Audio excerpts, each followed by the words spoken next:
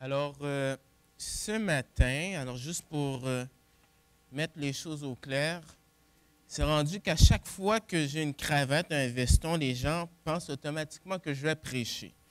Alors, ce matin, j'ai mis, parce qu'il fait froid, alors je voulais être sûr que je sois réchauffé.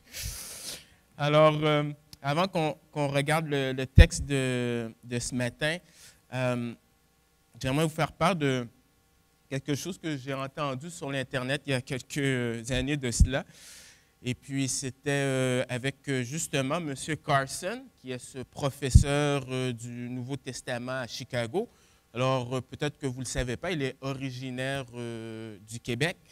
Et puis, il racontait une fois, pendant qu'il étudiait à McGill, il était dans le GBU, le groupe biblique universitaire, et puis il était avec un collègue, et puis il rencontre un autre étudiant qui veut en savoir plus sur la chrétienté. Et M. Carson expliquait que son ami a dit ceci. « OK, si tu veux savoir qu'est-ce que c'est qu'être un chrétien, je t'invite à venir chez moi pendant une certaine période de temps. » Alors, M. Carson ne dit pas qu'est-ce qui s'est passé, mais je réfléchissais là-dessus et je me disais, est-ce que nous, on aurait le courage de faire cela? Ou sinon, est-ce qu'on aurait le courage de demander ou d'inviter ces personnes-là à venir à notre église pendant un certain nombre de temps, sans rien dire? Et est-ce que cette personne-là reviendrait chez elle et expliquerait aux gens alentour qu'est-ce que c'est qu'un chrétien? Hein? Qu'est-ce que ça mange en hiver? Qu'est-ce que c'est? Et Paul répond à cela dans son épître aux Éphésiens. Alors, je vous invite à ouvrir vos Bibles dans le livre d'Éphésiens, l'épître d'Éphésiens, Éphésiens, le chapitre 4. On va voir ensemble du verset 25 jusqu'au chapitre 5, verset 2. Éphésiens 4, 25 jusqu'à 5, verset 2.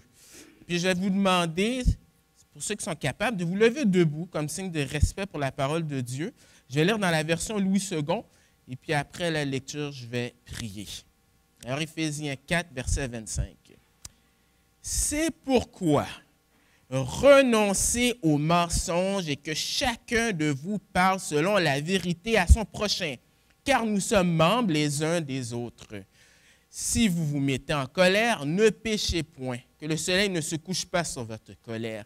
Et ne donnez pas accès au diable, que celui qui dérobait ne dérobe plus, mais plutôt qu'il travaille en faisant de ses mains ce qui est bien pour avoir de quoi donner à celui qui est dans le besoin.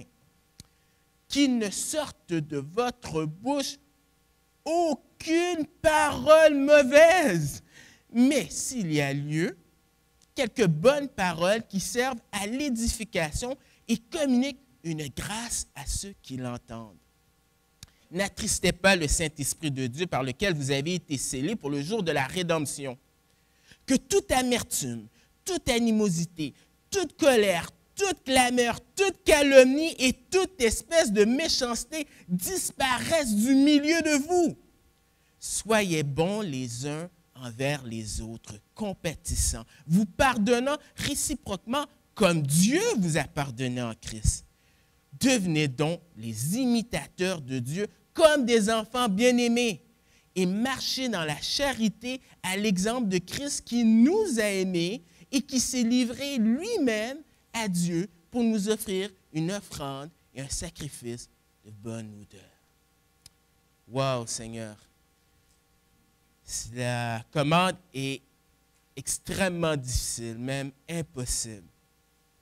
Mais par ta grâce, parce que tu as fait de nous des gens transformés par ton esprit, permet que ce texte-là puisse être une réalité, que ce soit le standard qu'on veut viser, que notre vie chrétienne ne se limite pas juste à notre jour de conversion, mais que dans cette sanctification, cela puisse être évident pour les gens alentour de nous.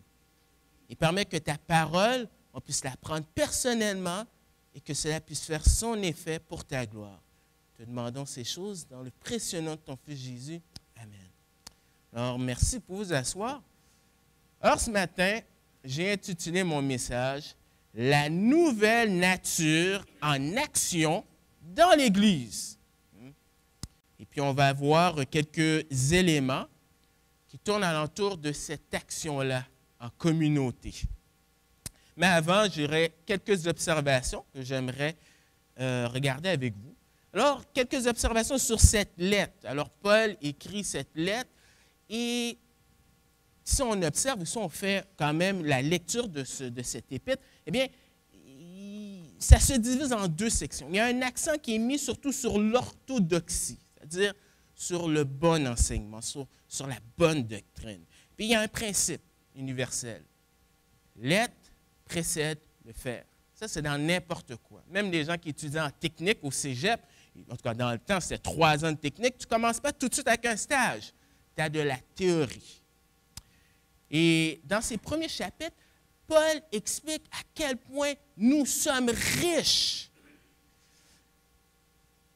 Et il prie même à la fin du chapitre 1 pour qu'on puisse comprendre à quel point nous sommes riches en Dieu.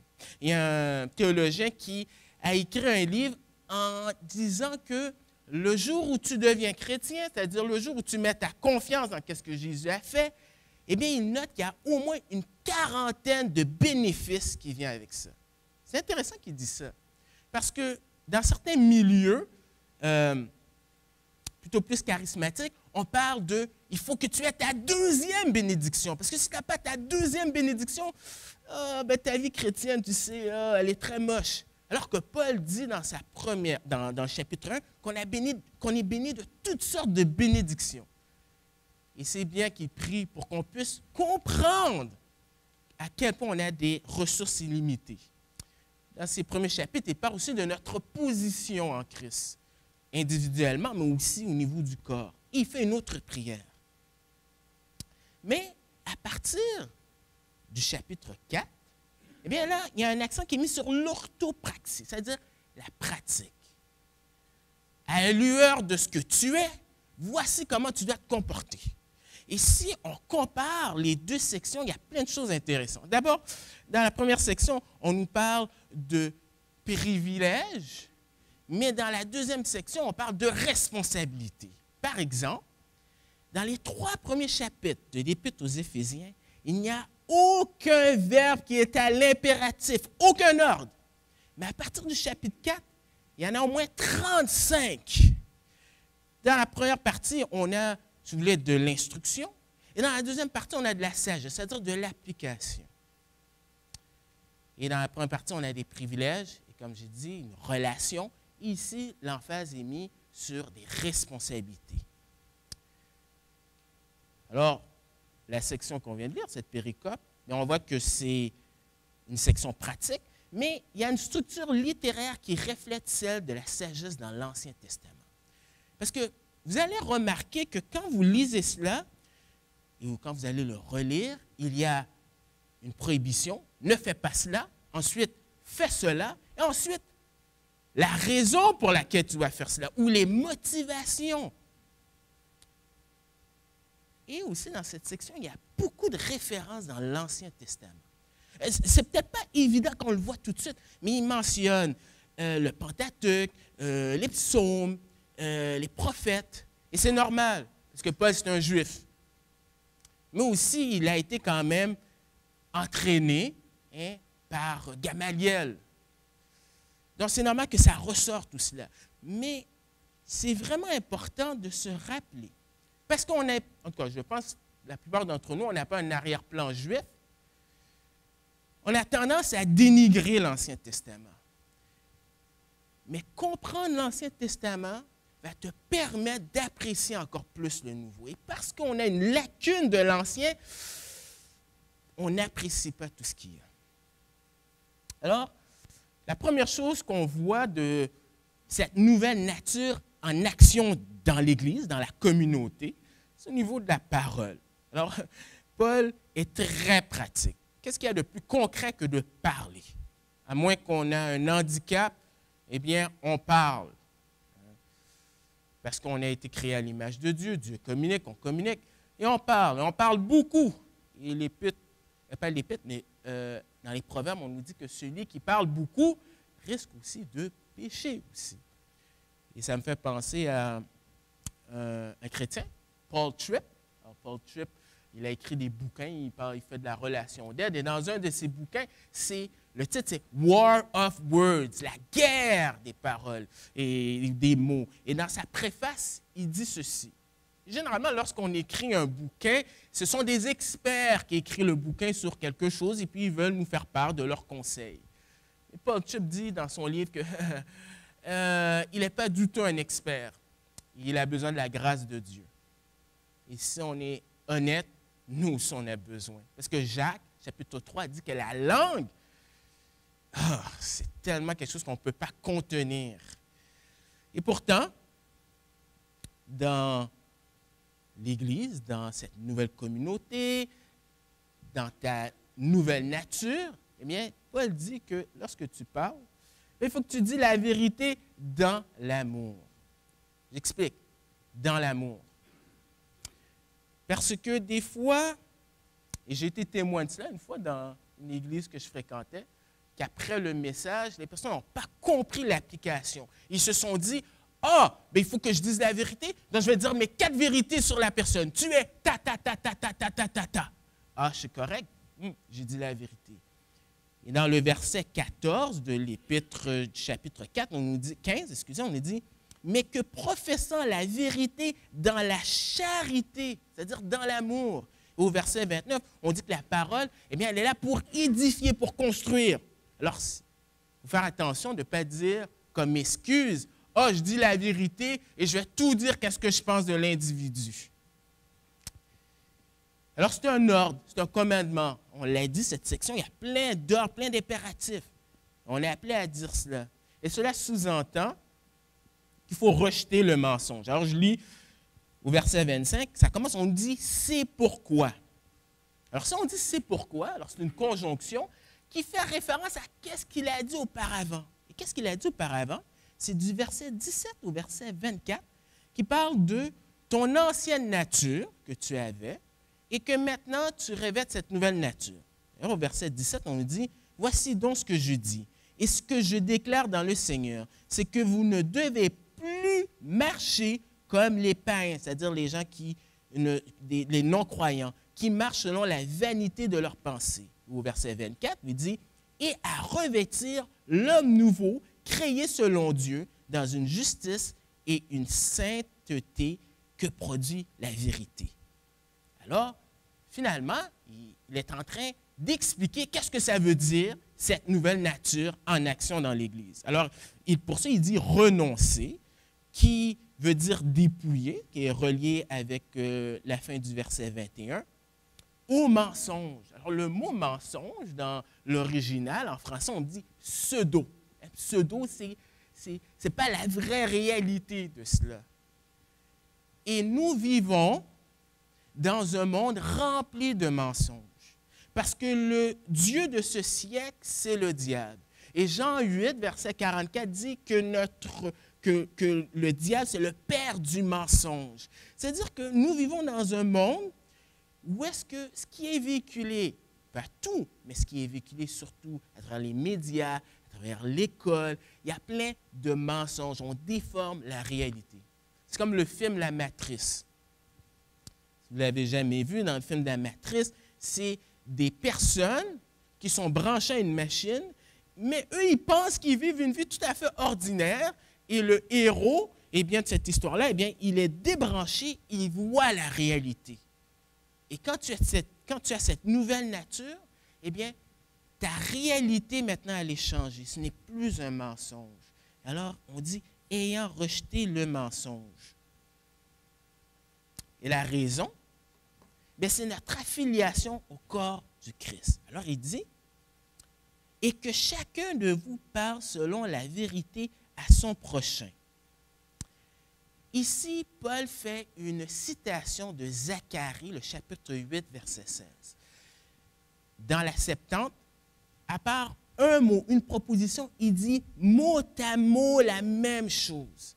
Mais qu'est-ce qu'il veut dire? Alors, le contexte dans Zacharie, c'est un prophète. Il explique la restauration du peuple, avec ce reste fidèle, que lorsque Dieu va rétablir toutes choses, il va être parmi son peuple. Et qu'est-ce qui va caractériser sa présence? C'est que les uns et les autres, dans ce contexte-ci, il parle de Juifs, vont dire la vérité. Contrairement dans Malachie au verset 2, verset 10, lorsqu'on dit que chacun usait de tromperie. Là, ça va être différent. Et Paul prend cette prophétie, il l'applique à cette nouvelle communauté qui est l'Église, un mystère qui n'était pas annoncé auparavant, qui est composé de Juifs et de non-Juifs. Et qu'est-ce qui doit nous caractériser? C'est que lorsqu'on parle les uns les autres, eh bien, c'est dans la vérité. Et il explique le mot membre. Et membre, eh bien, ici, on ne parle pas de briques, mais on parle de corps. Et j'aime bien l'analogie. Et pour reprendre un pasteur qui disait de ce texte-là, lorsque, imaginez-vous 2 secondes que votre cerveau est en train de mentir à vos pieds et que, au lieu de dire, la réalité, c'est qu'il faut que tu descendes les marches, mais ton cerveau te dit aux pieds, non, il faut que tu montes. Eh bien, une chute va venir, c'est garanti. Alors, c'est comme ça que nous devons, dans nos relations, s'entretenir, ceux qui ont une nouvelle nature. Mais ce n'est pas juste ça. C'est pour édifier aussi. Édifier, littéralement, que ça veut dire dans l'original, c'est tu construis une maison. Ça, j'aime ça entendre ça. J'aime ça entendre ça parce que trop souvent quand des églises se divisent, ce n'est pas nécessairement à cause de la doctrine. Plus souvent, c'est un conflit de personnalité. Et la langue peut servir d'instrument pour le diable parce que nous sommes en train de nous calomnier l'un et l'autre. Mais ici, c'est rafraîchissant. Regardez ce qu'il dit au verset 29b. Mais s'il y a lieu, quelques bonnes paroles qui servent à l'édification et communiquent une grâce à ceux qui l'entendent. Alors, tu es un instrument de bénédiction pour les autres. Vous faites une grave erreur si vous venez à l'église et vous enviez les gens qui sont en avant. Oh, ils enseignent. Oh, ils jouent de la musique. Nous avons tous le privilège d'être une source de bénédiction pour n'importe qui dans l'église quand tes paroles sont accompagnées de sel, de grâce. Et Dieu fait quelque chose. Tu peux faire un impact dans la vie de quelqu'un et tu n'as pas besoin d'aller jusqu'au bout du monde. Tu peux le faire ici, par ta bouche. Wow! Paul dit que la bouche, elle n'est pas là pour détruire. Ce qu'il dit au verset 29, qu'il ne sorte de votre bouche aucune parole mauvaise. Wow! Aucune! Et le mot mauvais ici, eh bien, ça faisait référence à du poisson pourri, à de la nourriture qui est pourrie. Paul utilise un terme qui devrait faire en nous une réaction, devrait susciter une réaction. Parce qu'on ne réalise pas. Très souvent, quand on dit, on parle, on se blesse l'un et l'autre. Des fois, on dit, bah, c'était juste une blague, bah, voyons donc, ouais, bébé là. Il y a une expression en anglais qui dit que en gros, l'expression, c'est que les paroles, finalement, ça ne blesse pas. C'est faux. C'est faux. Et il y a un chrétien qui fait de la relation d'aide, il s'appelle Stuart Scott. Et il expliquait qu'une fois, il était en train d'essayer d'aider un couple. Et le couple se lançait des bêtises l'un et l'autre, puis il n'en revenait pas. Et là, il leur a demandé, écoutez, j'ai un devoir pour vous. J'ai une enregistreuse. Si vous êtes prêts, vous allez vous enregistrer pendant la semaine. Et on va revenir après sur la prochaine séance. Alors, ils ont dit oui, ils ont accepté. Alors, la prochaine séance, ils viennent, tout ça, et puis, il fait jouer. Et là, ils n'en reviennent pas. Les paroles qui sortent de leur bouche, ils sont saisis. Ma prière, c'est que le Saint-Esprit puisse faire cet impact en nous pour réaliser que qu'est-ce qui sort de notre bouche peut détruire quelqu'un. Mais une alternative qu'on peut faire, une application, c'est que si vous êtes chrétien depuis un certain nombre d'années, probablement vous avez pris l'habitude avant de manger, de prier. Vous priez pour qu'est-ce qui va rentrer dans votre bouche. Mais ce serait intéressant qu'on puisse prier aussi pour qu'est-ce qui va sortir de notre bouche. Et si on prenait l'habitude de faire ça, tout comme on prie à chaque fois qu'on va manger, ça changerait beaucoup de choses. Je me souviens, il y a quelques années, Lisa et moi, on avait décidé que lorsqu'on va visiter quelqu'un, il faut qu'on prie avant. Parce que ça ne prend pas beaucoup pour que ça dégénère en de la médisance, de la critique, etc., etc. Mais la raison pourquoi, c'est afin de ne pas attrister le Saint-Esprit. Alors, littéralement, tu as une conjonction au verset 30. C'est « Et n'attristez pas le Saint-Esprit de Dieu par lequel vous avez été scellés pour le jour de la rédemption. » C'est-à-dire que le verset 30 est relié dans un contexte de discussion, de parole. Et nous, on aurait imaginé que si on attriste le Saint-Esprit qui est Dieu, eh bien, ça veut dire qu'on a commis l'adultère ou on a commis le meurtre. Et non. Ce qui est étonnant, c'est qu'il associe ça avec notre bouche. Ça veut dire quoi? Ça veut dire que Dieu est avec nous. Que tu le veuilles ou non, tu as impliqué Dieu là-dedans. Et que ce n'est pas vrai que c'est juste une relation, c'est au niveau horizontal. Dieu est impliqué là-dedans. C'est comme dans 1 Corinthiens 6, versets 14 et 15, lorsque Paul parle de la personne qui couche avec une prostituée, et puis Paul est en train de dire, écoute, tu es en train de faire un ménage à trois, parce que tu impliques Dieu là-dedans. Oh, c'est sérieux. On l'attriste. Contrairement à certains mouvements religieux, par exemple les témoins de Jéhovah et d'autres, le Saint-Esprit est Dieu. Et ce n'est pas une force. Parce qu'une force, c'est impersonnel. Mais encore une fois, Paul cite un texte dans l'Ancien Testament. Un livre d'Ésaïe. Ésaïe, chapitre 63, verset 10. Alors, dans Ésaïe 63, je vous explique un peu le contexte. À partir du verset 7 jusqu'au chapitre 64, verset 11, le prophète fait une prière. Un peu comme Daniel qui a prié en faveur du peuple. Il fait une prière et il demande à Dieu sa faveur, de pardonner le peuple et de restaurer. Et du verset 7 à 9, il raconte la bonté de Dieu, comment Dieu les a délivrés de l'Exode et comment il a fait tellement de grandes choses pour eux. Et on serait attendu que le peuple soit reconnaissant. Mais si vous connaissez votre histoire de l'Ancien Testament, vous savez comment le peuple était rebelle. Et au verset 10, Ésaïe dit, « Mais ils ont été rebelles. Ils ont attristé son Esprit Saint.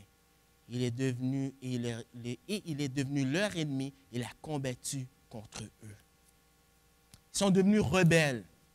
Et qu'est-ce que Paul fait, c'est qu'il prend ce texte-là et il est en train d'expliquer que, regardez, le peuple de l'Ancien Testament, malgré tout ce que Dieu a fait, ils ont été rebelles.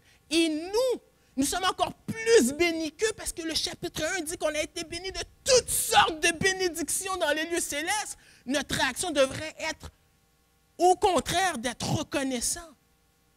Mais on peut attrister. Et parmi tout ce que Dieu a fait, il va mentionner deux choses qu'il a déjà mentionnées dans le chapitre 1, versets 13 et 14. Il dit, « Par lequel vous avez été scellés. » Alors, c'est une garantie, c'est une promesse qu'on appartient à Dieu. Wow!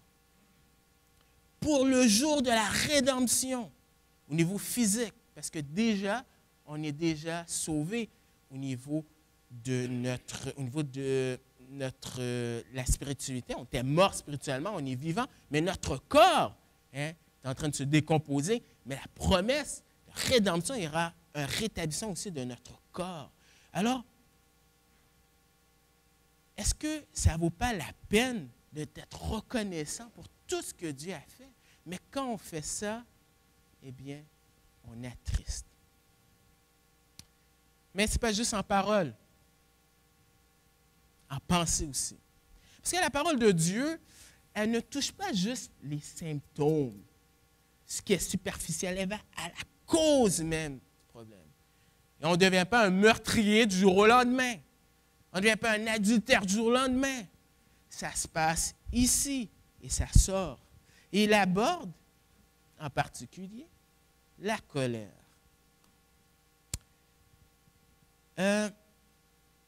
Peut-être que ce matin, il y a des gens qui disent « Bon, ça ne me concerne pas. » Parce que dans notre tête, ce qu'on pense généralement comme mot colère, on pense à des gens qui s'éclatent, qui s'énervent. Je me souviens quand j'étais au secondaire, je revenais de l'école avec 2 amis et pour une banalité, pour une stupidité, mes 2 amis sont en train de... Ils sont amis entre eux, là. Ils sont en train de s'énerver, puis là, un d'entre eux a un canif.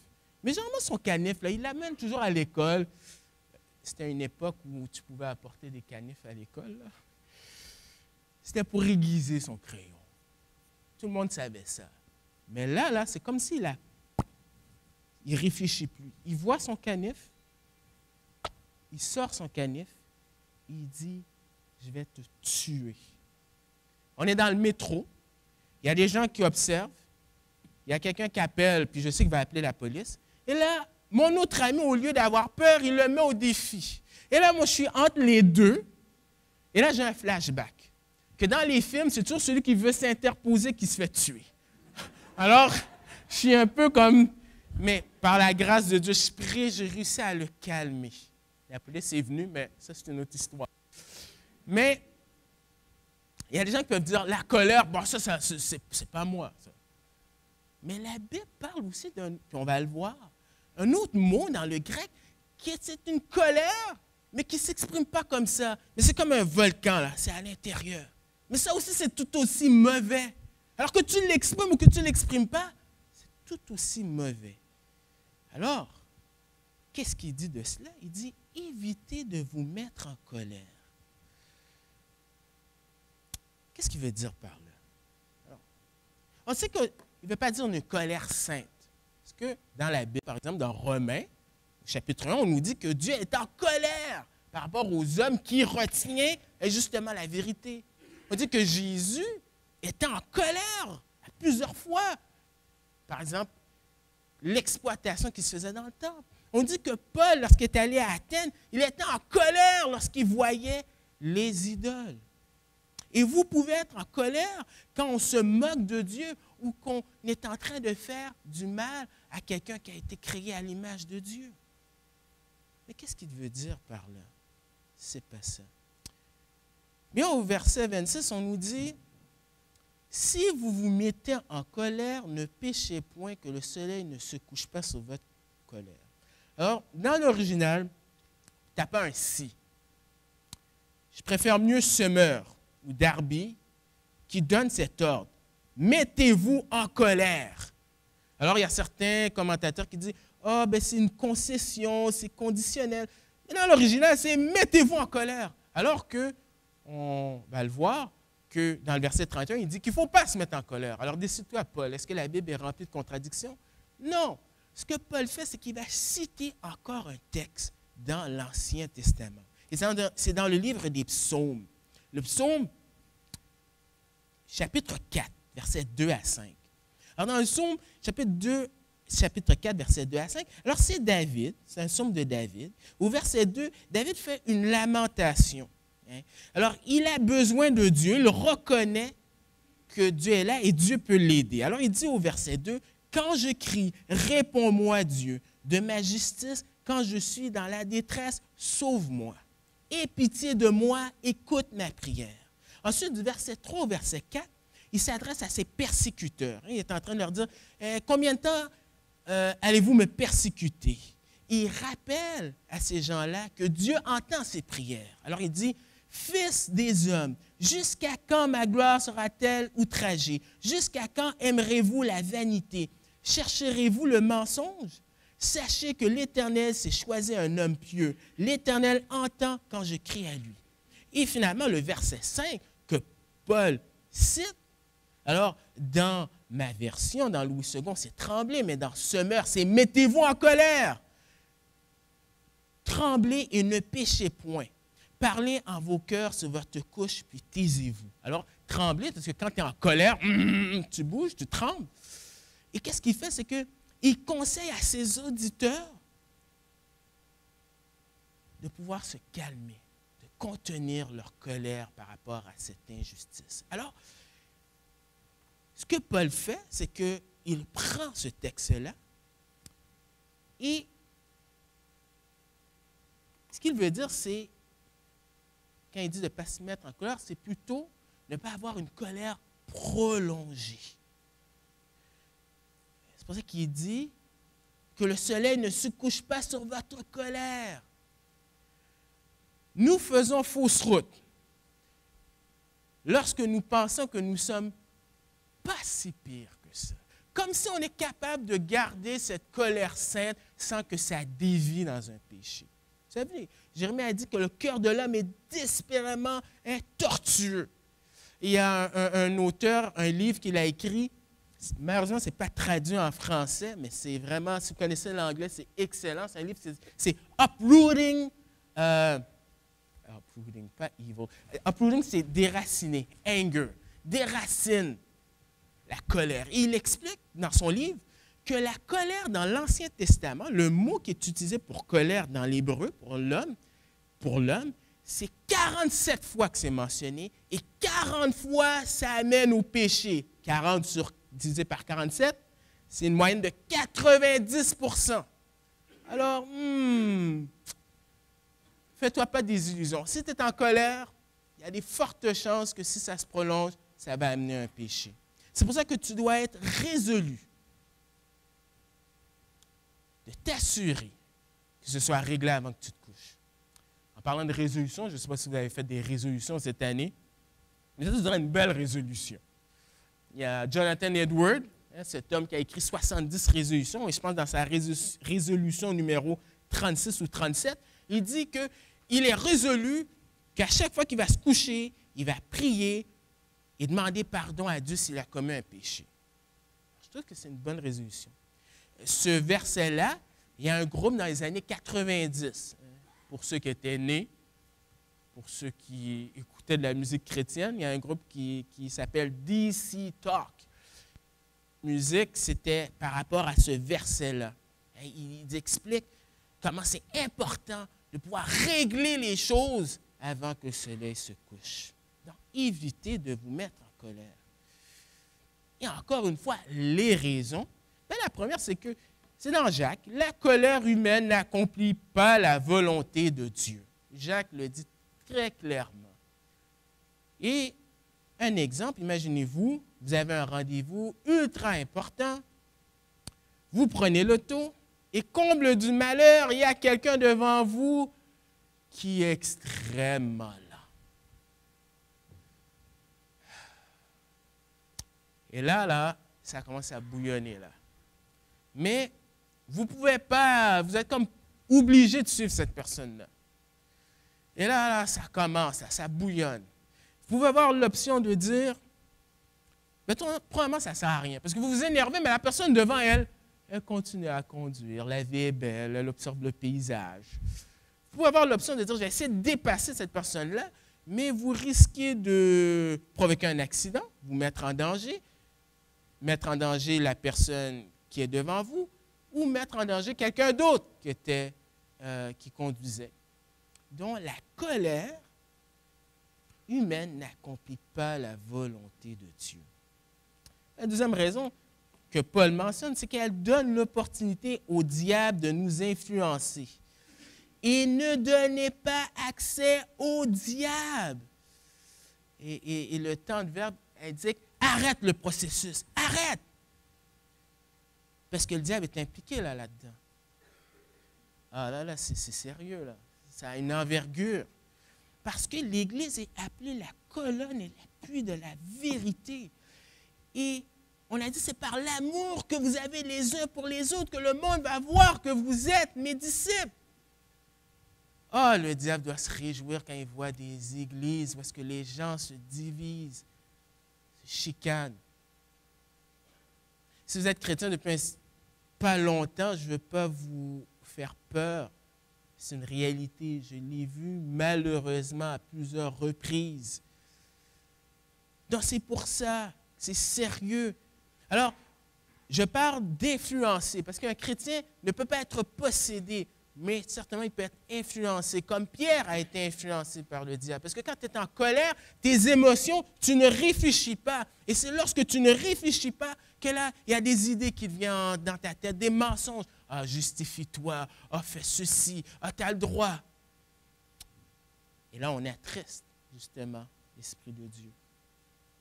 Et pas juste en penser que la nouvelle nature doit se manifester. C'est aussi en œuvre, au verset 28. Que celui qui dérobait ne dérobe plus, mais plutôt qu'il travaille en faisant de ses mains ce qui est bien pour avoir de quoi donner à celui qui est dans le besoin. En œuvre, ne plus voler. Le mot dans l'original, on l'a pris en français pour kleptomane, les gens qui volent. Mais on peut voler de différentes façons. On peut juste un vol à l'étalage. Tu peux voler, par exemple, en téléchargeant des choses que tu sais que tu n'as pas le droit, ou de voir des films que tu n'as pas le droit. Tu peux voler ton patron par rapport à quand tu... En tout cas, dans le temps, je ne sais pas s'il y a ça encore, là, tu punches ta carte là, pour indiquer le nombre d'heures, ou tu dis « Oh, je m'en vais à la salle de bain », et puis finalement, c'est une longue pause. Là. Et tu peux trouver différentes façons de voler. Mais il semble que c'est un problème dans cette Église-là. Vous savez, quand on devient chrétien, on ne devient pas parfait. Hein? Notre glorification, c'est quand il va revenir, le jour de notre rédemption. Mais on est appelé à marcher, à grandir dans cette sanctification. Et il semble que les chrétiens, eh bien, ils volaient. Alors, de qui on parle? Probablement pas les esclaves, parce que dans le chapitre 5, Paul parle des esclaves. Probablement et peut-être qu'ils se volaient dans l'Église, peut-être. Mais on pense que c'est des gens qui avaient un travail, mais vous savez, à cette époque-là, tu n'as pas d'assurance emploi, tu n'as pas ton fonds de pension, et qu'il se pouvait qu'ils vivaient des moments difficiles. Alors, pour subvenir à leurs besoins, donc, eh bien, ils volaient leurs clients. Et Paul dit non, il ne faut pas que tu voles. Il y a différentes motivations pour voler. Il y a la convoitise. Tu désires quelque chose qui ne t'appartient pas et tu voles. Mais il y a aussi la motivation, la paresse. La paresse. Et le livre de Proverbes en parle beaucoup. Le paresseux, c'est un voleur aussi. Alors, comment Paul aborde ce sujet en donnant une solution? La solution divine, la productivité et la générosité. C'est-à-dire, il faut travailler fort. Ça a le sens. Quel contraste? Un vol, l'autre travail. Les mêmes mains qui volent, là, tu dois changer d'attitude, mais tu dois travailler. Travailler, ça fait partie dans la Bible d'une institution divine que Dieu a placée dans Genèse, chapitre 2, à Adam et Ève, avant même la chute. Et même après, quand vous lisez l'Apocalypse, eh bien, on est appelé à servir Dieu. On va être dans le ministère à temps plein. On va servir, on va travailler. Donc, ça fait partie du plan de Dieu, parce qu'il donne dans l'Exode, il donne ce modèle-là, de même que Dieu a travaillé 6 jours et s'est reposé, toi aussi, tu dois travailler. Mais c'est le péché qui fait en sorte que maintenant on chante « Travailler, c'est trop dur ».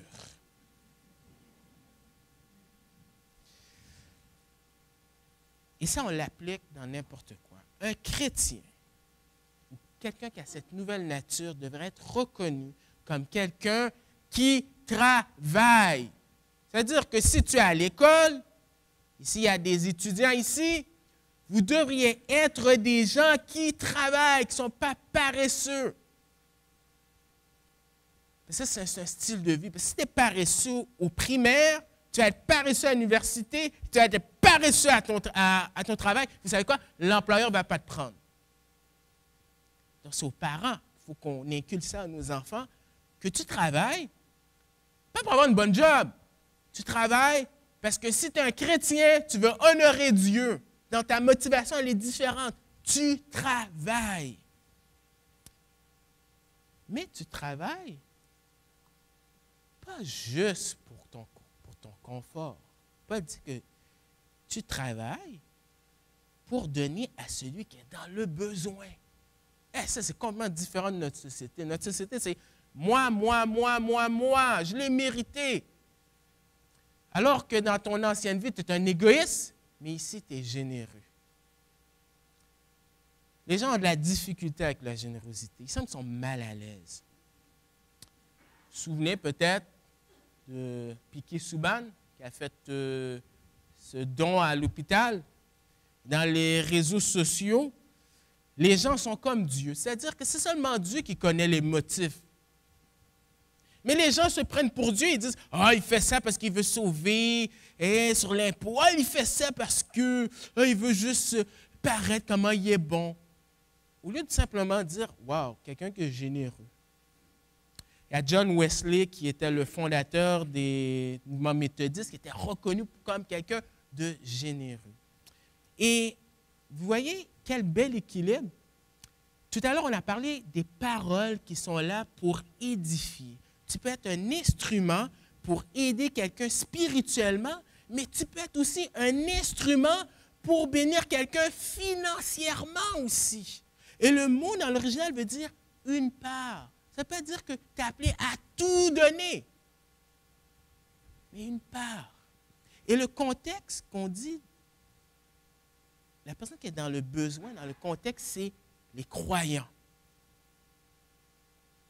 Et c'est bien l'exemple avec cette fondation Barnabas. Je pense que ça tombe bien. C'est exactement ce que Paul a dans sa tête, de penser aux gens, les croyants qui sont dans le besoin. Maintenant, je ne veux pas lancer toute cette polémique de dire, OK, mais quelle est notre responsabilité par rapport aux non-croyants? Ce que je veux mentionner, c'est qu'il y a une priorité qui est mise pour les gens dans la communauté chrétienne. Galates 6, verset 10 dit d'exercer le bien envers tous, mais surtout les frères dans la foi. Il y a une priorité qui est là. Donc, on n'aide pas juste spirituellement, mais on aide aussi financièrement. Une nouvelle nature. Finalement, en agissement, verset 31, en se débarrassant des péchés. Versets 31 et 32.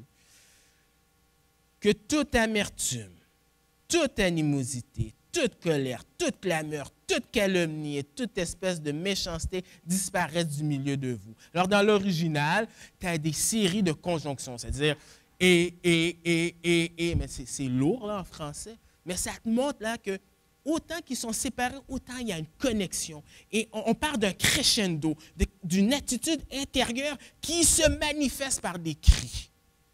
Regardez, on parle d'amertume. C'est intéressant, le mot dans l'original, c'est une piqûre. Vous êtes déjà allé faire piquer par l'infirmière? Piqûre. Quelqu'un t'a fait quelque chose là, puis tu aimerais là le piquer. Amertume.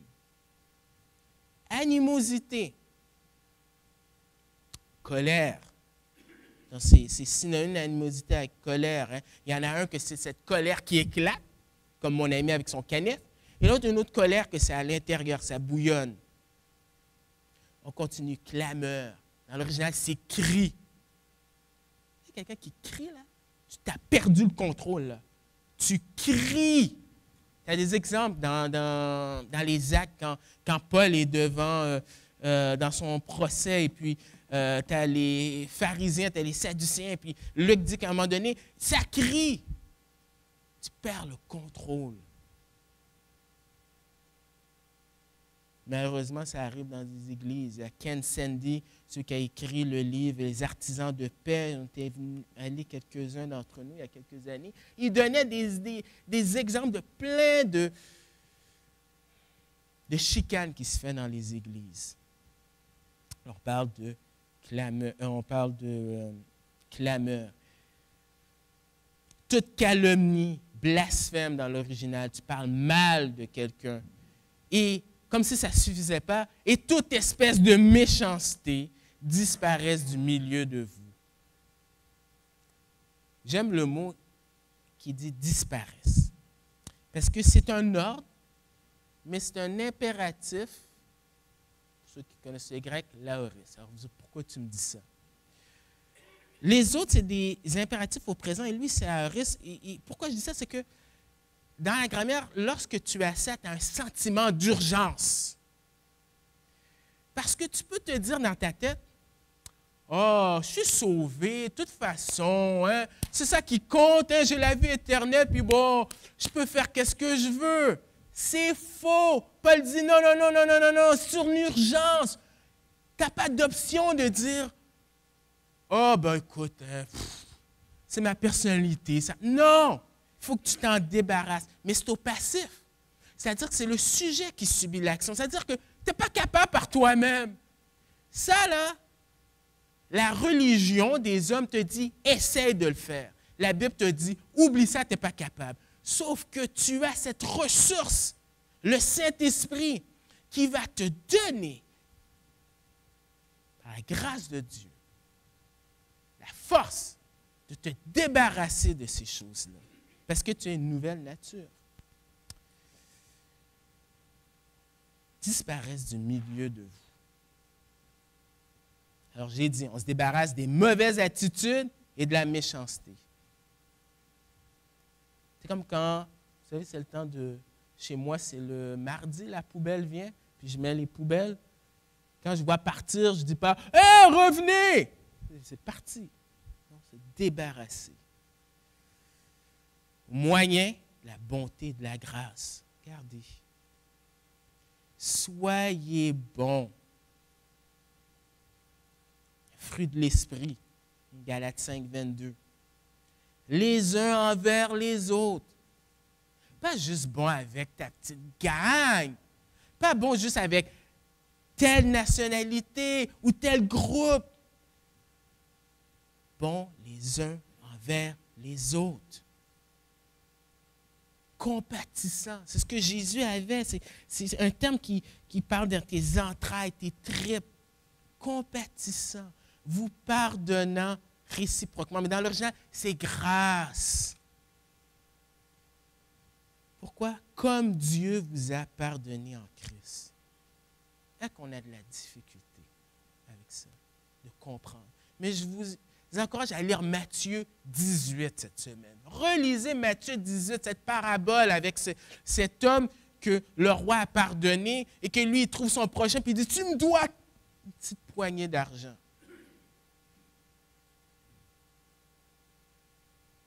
Raison 1 à 2. Devenez donc les imitateurs de Dieu comme des enfants bien-aimés. Alors,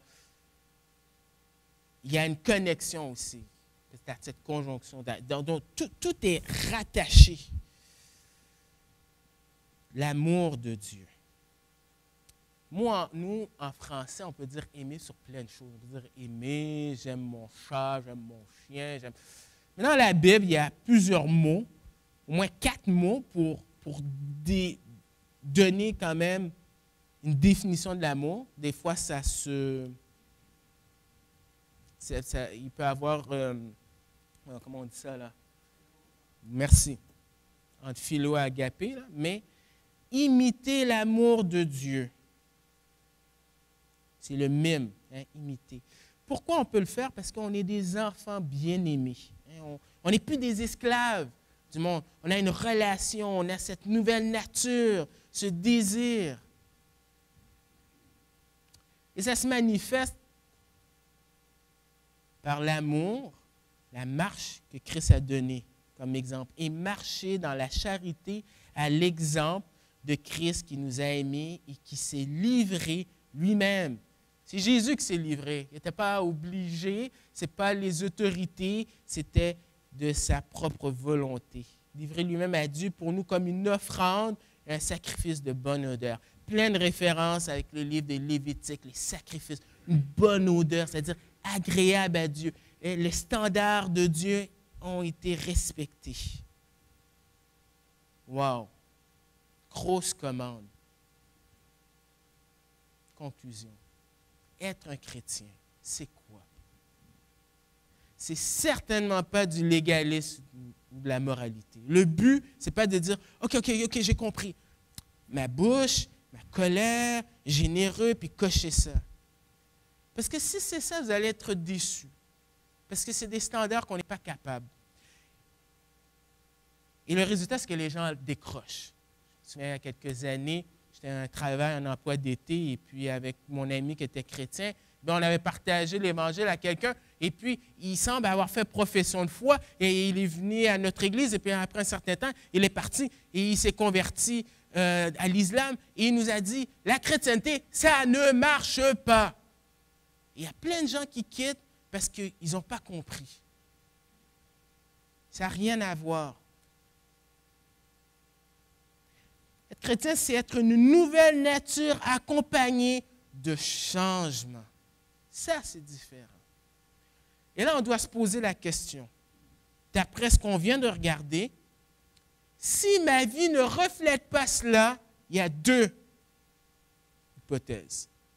La première, c'est que je n'ai jamais été sauvé. C'était de la comédie, c'était de la religion, appelle ça comme tu veux, mais tu n'es pas transformé. La bonne nouvelle, c'est que si tu mets ta confiance en celui qui s'est sacrifié pour toi, eh bien, ce qu'Éphésiens 1 dit, ça va rentrer dans ta vie. Il va te donner les ressources pour pouvoir avoir ce désir de vivre cette vie en communauté comme Dieu le demande. Mais si tu as fait cela et tu ne vis pas ces standards-là, laisse-moi dire que tu es en train d'attrister le Saint-Esprit de Dieu. Tu peux peut-être même l'éteindre, donc il n'y a plus d'influence dans ta vie. Tu vis une vie qui ne glorifie pas celui qui t'a glorifié, qui t'a donné sa vie, qui a donné sa vie pour toi. Mais encore une fois, la bonne nouvelle, c'est que tu peux demander pardon. 1 Jean 9, de demander pardon et dire, trouve pas des excuses. Arrêtons de nous trouver des excuses, là. Seigneur, pardon, parce que ce n'est pas vrai que je me comporte comme ça. Ça, c'est le premier pas. L'être précède le faire. Si tu n'as pas de relation, si ce n'est pas une réalité, comment tu veux? Si tu ne connais pas qui est Dieu, comment tu vas pouvoir te comporter? Mais une autre question qu'on doit se poser, est-ce que ma nouvelle nature se reflète dans mes relations entre chrétiens? On doit se poser cette question-là sérieusement. Et l'autre, finalement, est-ce qu'on honore Dieu? Est-ce qu'on honore Dieu? En bout de ligne, c'est lui qu'on veut honorer. Il y a une chanson non chrétienne, c'est interprété par Jean-François Brault et Marie-Ève Janvier. Ah, vous connaissez? Changer. C'est ça le titre. Changer. Mais c'est un amour d'un homme pour une femme, vice-versa, qui permet, il dit, à cause d'elle, à cause de lui, j'ai changé. Mais Jésus a fait à l'infini plus. Et lui, vraiment. Parce que les couples se divorcent, se marient constamment. Mais lui, quand il change véritablement. Prions. Seigneur, merci.